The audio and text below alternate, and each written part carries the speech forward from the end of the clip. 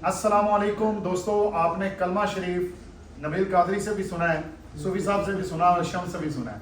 ये तीनों यहाँ पर हाजिर हैं। एक एक शेर तीनों से सुनते हैं। आए जी, बिस्मिल्लाह।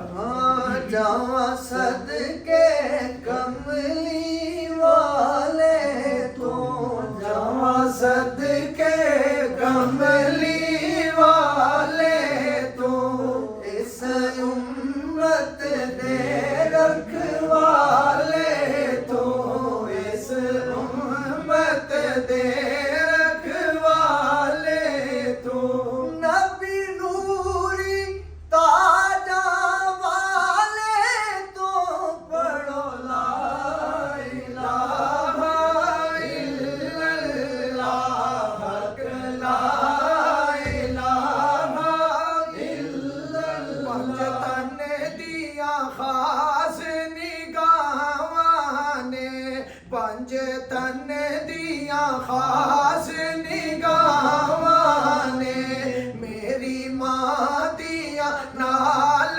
दुआवां ने, मेरी मां दिया नाल दुआवां ने, लोकी पादे फुल विच रावां दे, पढ़ो ला इलाहा इल्लल्लाह, ला इलाहा इल्लल्लाह।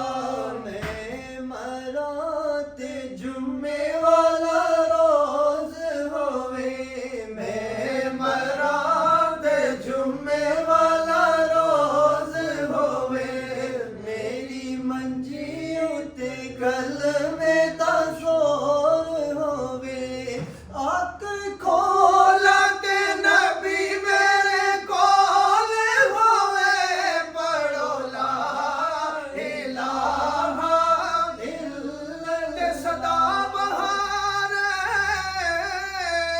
कैसे भाई आपके लिए जितने अहबाब हैं नबील भाई आपके लिए सुनिएगा कि सदा बहार ओ दही इस बागे ते कदे खजाना आवे,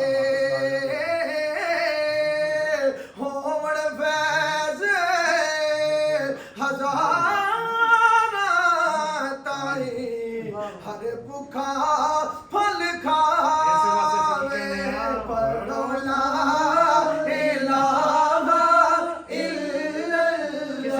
किसी शायर ने लिखा सी कि तेरे अंदर वड़िया है चोर मियाँ, कार जिक्र ते पै जाए शोर मियाँ, सुने शोर ते नस जाए चोर मियाँ, पढ़ ला इलाहा इल्लल्लाह, पढ़ ला इलाहा इल्लल्लाह। हमें सबको अपनी दुआ में याद रखिए। अस्सलाम वालेकुम रहमतुल्लाहि व बरकातहू। Cameraman thank you.